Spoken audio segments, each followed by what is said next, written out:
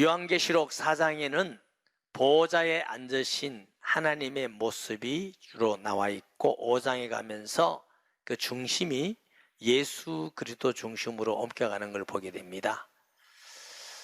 인을 뗄 자가 없는데 인을 떼기 합당한 자가 다윗의 뿌리에서 난 어린 양, 일찍 죽임을 당한 어린 양 예수 그리스도시다 그랬어요. 인을 떼시는 분이 누구라고? 예수 그리스도. 그러니까 5장 마지막 부분에 가면은 보호자에 앉으신 하나님과 어린 양 예수께 경배하고 찬양하고 영광 돌리는 것으로 5장이 끝나고, 6장에 가면은 예수께서 인을 떼십니다. 첫째 인, 둘째 인, 셋째 인, 이렇게 인을 떼실 때 일어난 일들이 예언되고 기록이 되어 있습니다. 1절 봅니다. 내가 봄에라는 말은 순간적으로 경험하고 또 순간적이지만 인식하고 전혀 색다른 모습을 보는 표현을 말합니다. 내가 봄에 어린 양이 7인 중에 하나를 떼시는데, 뗀다는 말은 그냥 우리가 하나 뗀다 이런 의미가 아니고, 떼시고 그 떼시기에 일어나는 모든 일을 주권적으로 주관하신다는 의미입니다. 그때 내가 들으니 내 생물 중 하나가 우리 소리같이 말하되 오라 하기로. 어마어마한 소리죠. 지금은 우리가 번개다, 우리의 소리는 음극과 양극의 충돌이고 거기에 일어나는 빛이고 소리고 이렇게 이해합니다만, 아마 이 고대에는 우리의 소리, 어마어마한 신의 소리, 위험 있는 소리, 특히 이 소리가 하나님의 그 하시는 엄청난 권위 있는 소리로 들렸을 것입니다. 오라 말은 나타내라 하는 명령형입니다. 보여져라. 다시 말하면 내 생물 중 하나가 오라 보여져라 나타내라 하는 명령일 때 사도 요한이 성령 충만해서 그 모습을 보게 된 것입니다. 이에 내가 보니 흰 말이 있는데 그 탄 자가 활을 가졌고 면류관을 받고 나아가서 이기고 또 이기려고 하더라. 자, 2절만 우리가 쉽게 이해되어지면 다른 인을 뗄 때는 이론이 없이 다 이해되지는데, 그 2절이 굉장히 학자들이나 신앙 경건한 자들의 해석이 아주 다릅니다. 첫째로는 이 흰말을 탄 자는 그리스도다 이렇게 해석하는 분이 계시고, 둘째는 이 흰말을 탄 자는 그리스도가 아니고 적그리스도다, 하나님의 일을 방해하는 세력이다 이렇게 해석을 해요. 좀 비슷하면은 그냥 그래 가면 되는데 너무너무 반대가 돼요. 그래서 저도 이 말씀을 보면서 책도 여러 권을 보고 읽고 기도하고 했는데 분명한 이거다 하는 답이 안 나와서 두 가지 다 제가 소개를 하려고 합니다. 첫째, 흰말을 탄 자가 그리스도다 이렇게 하는 사람은 왜 흰말을 탄 자를 그리스도로 해석을 했느냐 하면은, 흰색이란 건 거룩하고 성스러운 색깔이에요. 그래서 예수 믿고 구원받은 사람들의 옷을 흰 세마포, 또 예수님은 흰 구름, 이렇게 흰 보좌, 흰 돌, 이런 의미에서 예수님은 예수님이다, 거룩한 색깔이니까. 이렇게. 둘째로는 백마를 탔다고 해서 무조건 그리스도라고 해석하면 안 된다. 당시 고대에는 전쟁에 승리하는 사람이 백마를 타고 개선을 했다고 합니다. 그렇기 때문에 로마 당시의 황제 시저나 아니면 시대마다 권력이 있고 힘 있는 사람들이 자기의 야망을 채우기 위해서 나라를 정복하고 전쟁을 일으키기도 하고 수없는 사람을 죽이고 또 이기고 이긴 자가 타는 말이다 이렇게 표현을 해요. 그러면 우리가 역사적으로 볼 때 나폴레옹도 그렇고 나치도 그렇고 여러 가지 굉장한 일들 가운데 또 전쟁 가운데 많은 사람을 이기고 또 이기고 이런 게 있었다는 것입니다. 당시에도 파르티안이라는 족속이 있어요. 로마가 지배할 때도 AD 62년경에 파르티안 군대, 로마 군대가 항복을 했답니다. 그래서 백마를 타고 활을 잘 쏘는 자들이다. 그래서 그런 부분을 보고 했기 때문에 세상에 있는 야망을 가지고 군세를 가지고 많은 사람을 죽이고 전쟁을 일으키고 하는 그런 사람의 승리를 말한다. 이래서 그는 그리스도가 아니고 적그리스도일 거다, 이렇게 말하는 사람이 있어요. 셋째, 왜 그리스도가 아니고 적그리스도라고 보느냐 하면은, 자, 인을 뗀 분이 그리스도입니다. 인을 떼고 인을 뗀 분이 첫째 흰말을 타고 나온다는 것도 조화롭지 않고, 또 인을 뗀 후에 많은 재앙과 저주와 그런 환란들이 일어나는데, 첫째 인을 뗄 때는 그리스도라고 승리가 계속 있고 환란과 조화가 맞지 않다. 성경 해석 조화가 맞지 않다. 이래서 이건 그리스도가 아니고 적그리스도다, 이렇게 해석을 해요. 자, 첫째 흰말을 탄 자가 그리스도라고 한다면 예수 그리스도는 영적 싸움을 통해서 주님 오늘 계속 승리하고 승리할 것이고, 어떤 환란 가운데서도 성도들은 믿음을 지켜야 될 줄 믿습니다. 둘째는, 만약 적그리스도라면은 그 적그리스도를 통해서 세상에 엄청난 환란과 어려움과 곤란이 있지만, 그래도 역시 환란 중에서도 믿음을 지키고 믿음을 준비해야 될 일들이다. 결과는 별로 다르지 않습니다. 그런데 이게 흰말을 탄 자를 그리스도라고 해석해도 이단이 아닙니다. 적그리스도라고 해석해도 이단이 아닙니다. 이게 제가 성경을 여러 번 살펴보면서 또 기도하며 보니까 거의 비등해요. 다들 훌륭하고 유명하고 경건한 학자들이고 목회자들인데 비등해요. 그러면 저는 이것을 볼 때 어떻게 하는 게 좋겠느냐? 전체적으로는 흰말을 탄 자가 그리스도라고 보는 것이 훨씬 더 많고 우세한데, 해결하지 못하는 게 몇 가지가 있어요. 이게 뭐냐? 면류관을 받고라는 말입니다. 다시 말하면 계시록 19장 21절에는 많은 면류관을 예수님은 쓰고 계시고, 또 다른 데도 금면류관을 쓰고 계시는 모습이 있는데, 오늘 여기 본문에 보면은 활을 가졌고 면류관을 받고라는 말을 하고 있어요. 그럼 예수님, 만약 예수 그리스도로 한다면 하나님 아버지께 면류관을 받았다는 의미로 우리가 이해되어져야 될 것입니다.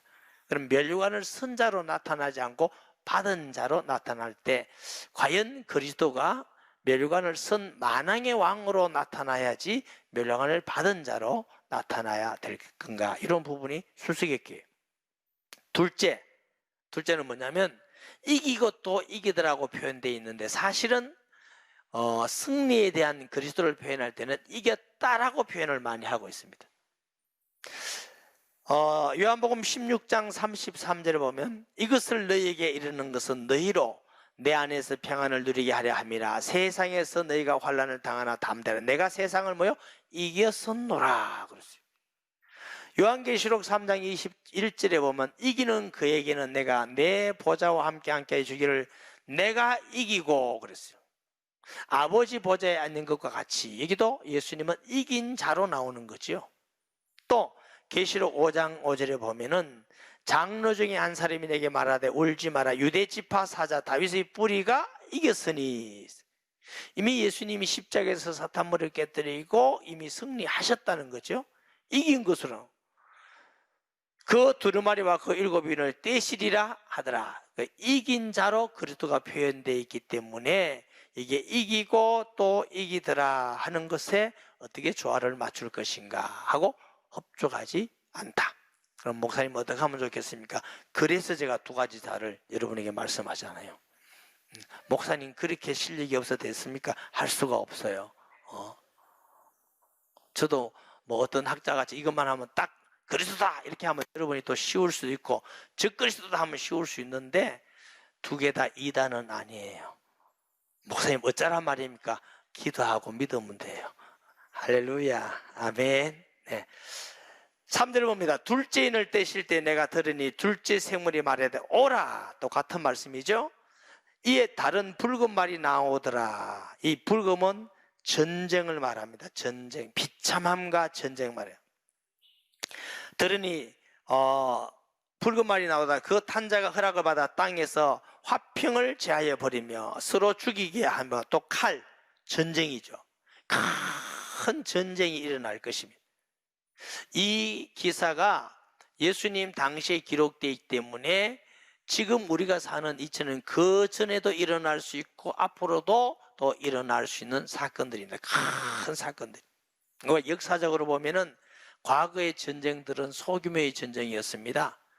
뭐 칼 가지고 창 가지고 아무리 많이 죽여도 그렇게 못 죽여요. 물론 당나라에 때는 뭐 20만 군대도 죽였다고 그러는데 20만 정도가 아니고 1차 대전 때 1500만 이상 죽었어요. 2차 대전을 제가 어제 자세히 살펴봤어요. 어느 정도 죽었냐? 7,500만 정도가 죽었어요. 제일 많이 죽은 사람이 소련 군대인데 2,340 얼마고요. 중국이 한 2천만이 죽었더라고요. 일본이 270만, 뭐 폴란드가 500 몇십만, 독일이 800 몇십만 이런 식으로 해가지고 다 보니까 여러분 말이 그렇지 7,500만 이상의 인구가 죽었어요. 그러면 우리 초대교회 때 볼 때의 이 사건은 보통 사건이 아니죠. 한 영혼이 죽는 것도 하나님이 참새들의 과부 저기 날아가는데 그 허락하지 않는 하나님께서 7,500이라는 어마어마한 인구가 죽었는데 하나님이 모르실 택이 있겠습니까? 그런데 얼마나 무시무시한 환난이고 어려움이다 이렇게 볼 수 있죠. 5절에 셋째 인을 떼실 때 내가 들으니 셋째 생물이 말하되 오라 하기로 내가 보니 금은 말이 나오는데 그 탄자가 손에 저울을 가졌다. 금은 말 기근을 말합니다. 기근 비참한 것이죠. 기근을 말하는데 얼마나 어렵나. 전쟁과 농사가 안 돼요. 그래서 기근이 오고 죽는데 한 데나리온에 뭐요? 밀 한 데나리온에 보리석 대 말은 당시의 곡식 가격으로는 12배래요. 12배. 곡식이 없어서 12배를 주고 사고도 먹을 곡식이 없다. 여러분 기근이 오고 전쟁이 나면 그렇게 되기도 하죠. 이런 엄청난 기근이 오는데 여기 보면 또 감난류와 포도주는 해치지 말라 하더라. 이게 정관사가 붙어있어요. 그 감난류, 포도주. 그러니까 포도주의 어떤 한 통이라든가 감남류의 한 감남류의 통을 말한다고 해석하기는 무리하죠. 그래서 이것을 하나님의 백성들을 우리가 지칭한다 이렇게 해석을 많이 해요. 그러면 하나님의 백성들이라고 할 때에 어떤 환난과 역사가 온다 할때 하나님의 백성들은 특별한 하나님의 배려로 지키신다 이렇게 말씀하는 걸로 우리가 믿으면 좋겠습니다. 광야에서도 불기둥 구름기둥 인도하시고 광야에서 만나러 주신 그 전능하신 하나님이 환난과 어려운 가운데에 하나님이 함께 하셔서 지키고 승리. 결국 우리가 해야 될 것은 세상과 짜가는 것이 아니라 정말 예수를 줄 믿고 예수님을 바라보는 분명한 믿음을 가지는 것이 승리의 길인 줄 믿습니다. 아멘.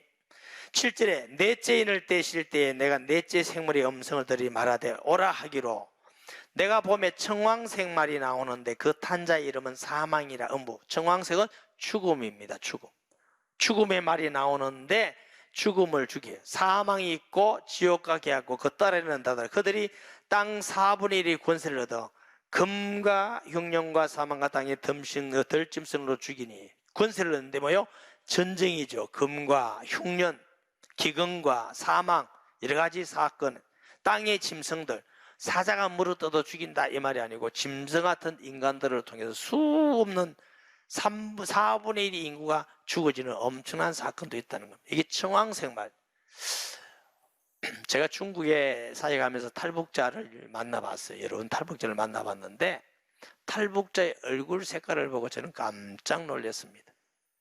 왜냐하면 전쟁 영화 같은 데 보면은 죽음의 두려움의 막 표현을 그냥 청황색으로 이렇게 얼굴을 표현한 그 영화를 본 적이 있습니까? 난 그 영화에 봤는데 탈북자 얼굴을 보니까 똑같은 색이더라고. 이런 색이 아니에요, 여러분. 이런 얼굴 색깔 가지고 다니는 게 은혜입니다. 이런 색깔이 아니고 청황색이라. 회색빛도 있고 파란빛도 있고. 와, 영화가 이런 걸 표현하는구나. 얼마나 탈북하면서 죽음의 예외와 두려움을 느꼈던지 사람이 그렇게 돼 있더라고. 내가 야, 진짜 나쁜 놈들이다. 이렇게 사람을 만들 수가 있나. 여러분 앞으로는 어떤 일이 일어날지 몰라도 지금까지도 인류가 죽는데 버려요. 히틀러는요 유대인 600만 명, 말이지 600만 명 어마무시하잖아요. 캄보디아의 폴포트 정권은요, 그 인구가 800만이었어요. 200만을 죽이죠. 4분의 1을 다 죽였습니다. 지식인. 대단하죠. 그 킬링 필드라는 거. 인간이 이럴 수 있습니까? 그거 보면요, 와, 이건 사람이 하는 짓이 아니다. 짐승도 아닐 것인데. 하나님을 떠나고 마귀 충만해지면 인간은 인간성을 다 잃어버립니다. 모택동이가 6천만 명을 죽였습니다. 문화혁명할 때. 스탈린이 4천만 명을 죽였어요. 그게 비교하면 김일성은 억수로 착합니다. 그게 비교할 수가 없어요. 저기 고모부를 막 고사포로 죽이고 뭐 인권 유린하고 안 되는 거죠. 정말 안 되는 것입니다. 그리고 2차 대전에 그래 죽고 1일들이 죽고 앞으로 이런 일이 없단 말이 아니고 만약에 앞으로 3차 대전이 일어난다 하면 7,500만이 아닙니다. 지금은 대량 살상 무기가 너무너무 많습니다. 원자 폭탄도 많고 무기가 너무 많아서 아마 모르긴 해도 3대 대전이 일어난다 제가 한 적이 없고요. 안 일어난다 한 적도 없어요. 일어날지 안 일어날지 모르지만 만약에 일어난다면 7,500만이나 수억의 인구가 곳곳에서 죽으실 것입니다. 얼마나 놀랍고 비참한 일들이 일어날지도 모릅니다. 우리가 이 세상에 살고 있습니다. 얼마나 많이 죽인지. 다섯째, 인을 떼실 때 내가 보니 하나님의 말씀과 그들이 가진 증거로 말미암아 죽임을 당한 영혼이 제단 아래 있어. 이들이 왜 죽임을 당했느냐 하면은 하나님의 말씀을 믿고 예수 믿고 지켜나간다고 죽임 당했어요. 또 그 증거라고 그랬죠. 그 증거는 뭘요? 예수님을 증거하는 자들입니다. 요한일서 5장 11절에 보면은 또 증거는 이것이니 하나님 우리에게 영생을 주신 것과 이 생명이 그의 아들 안에 있는 그것이니라. 순교자입니다. 예수 믿고 믿음을 지켜나가는 자의 순교자가 제단 아래 있단 말은 하나님께 제물로 드려졌다 그랬어요. 하나님께 제물로 드려지니까 영광이지요. 상급이 있지요.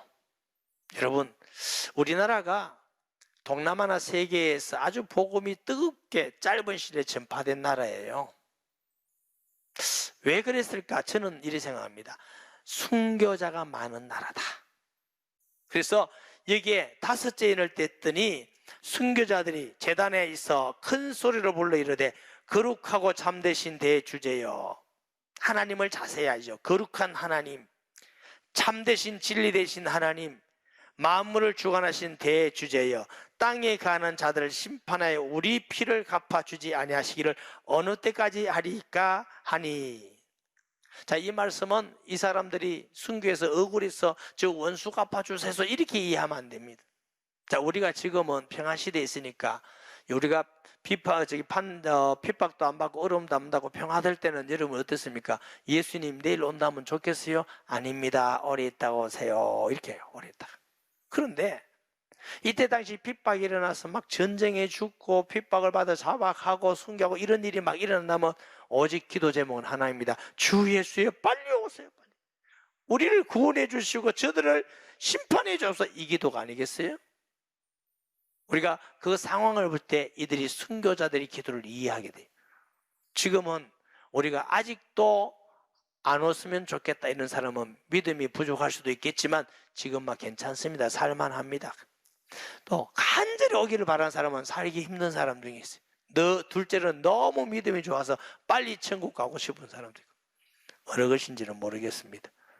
이 순교자들이 그렇게 기도하는데 하나님의 위로입니다. 각각 그들에게 흰 두루마기를 주시며 이르되, 흰 두루마기, 어떤 두루마기요? 의와 거룩의 두루마기, 십자가의 피로 정결하되고 구원받은 자가 입는 두루마기. 하나님께서 흰 두루마기로서 너 그리스도 안에서 십자가에서 구원받아서 너 정결하게 돼서 성도에게 주시는 하나님의 최고의 위로인 줄 믿습니다. 너 모든 죄가 사해서 하나님의 자녀 돼서 너 그리스도 안에서 의롭게 돼서 이제 세마포를 입어라. 최고의 위로지요. 잠시 동안 시대 그들의 동무종들과 형제들도 자기처럼 죽임을 당하여 그 수가 자기까지 하라 하시더라. 저희들은 잘 모르지만 하나님은 순교자의 수가 있나 봐요. 복음이 모든 민족에 전파될 때 주님이 오시고 또 순교자의 수가 있는데 말씀하면서 하나님 우리 교회에 많은 순교자가 일어나게 해달라고 기도할까요? 하지 말까요?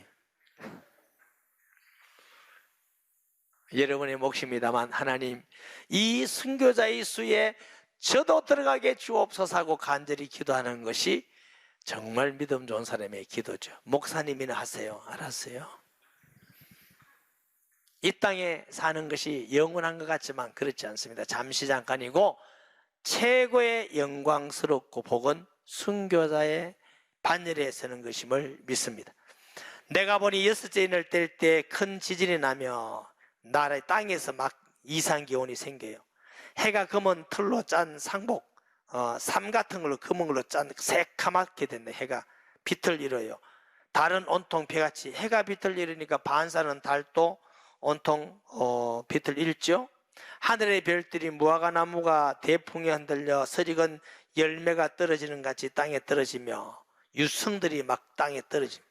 하늘은 두루마리가 말리는 것 같이 떠나가고 각 산과 섬이 제자리에서 옮겨지며 엄청난 대환란이 일어난다는 거죠. 베드로후서 3장 10절 봅니다. 그러나 주의 날이 도둑같이 오리니 그날에는 하늘이 큰 소리로 떠나가고 물질이 뜨거운 물에 부러지고 땅과 그 중에 있는 모든 일이 드러나리로다. 이사야 34장 3절 4절에 그 사륙당한 자를 내 던진 바 되며 그 사체의 악취가 솟아오르고 그 피에 산들이 녹을 것이며 하늘의 만상이 사라지고 하늘들이 두루마리같이 말리되 그 만상의 쇠자나무 포도나무 잎이 마름 같고 무화과나무 잎이 마름 같으리라. 여호와의 칼이 하늘에서 족하게 마셨은즉 보라 이것이 에돔 위에 내려 진멸하기를 한 백성 위에 내려 그를 심판할 것이며.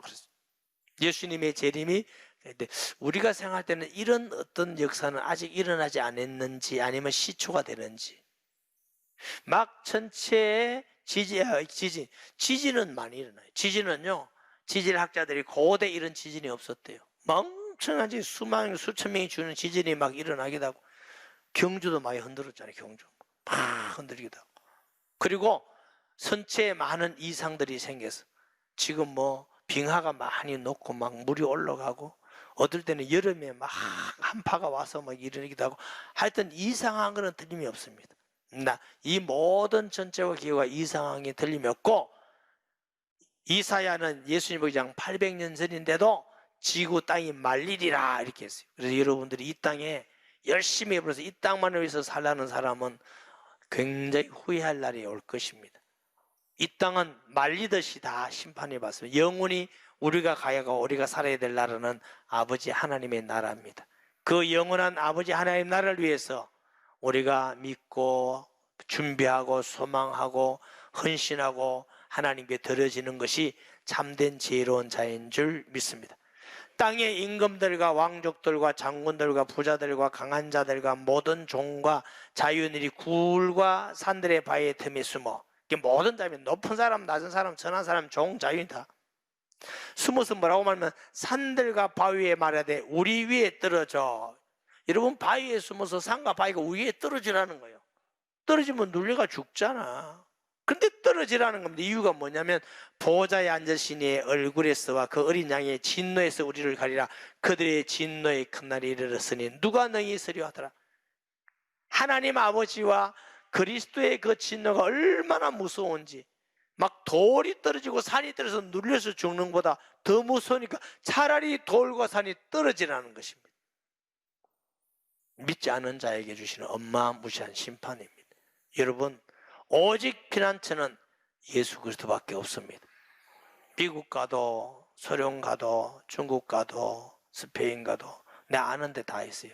일본도 가도 어디 가도 피난처가 아니고 잠시 잠깐 살고 우리가 영원한 피난처는 예수 믿고 주님 앞에 살아가는 것밖에 없습니다. 지혜로운 성도 돼서 이 시대를 보고 정말 우리 믿음을 어떻게 주의 재림을 준비하고 예배하는 복된 성도 되기를 예수님의 이름으로 축복합니다.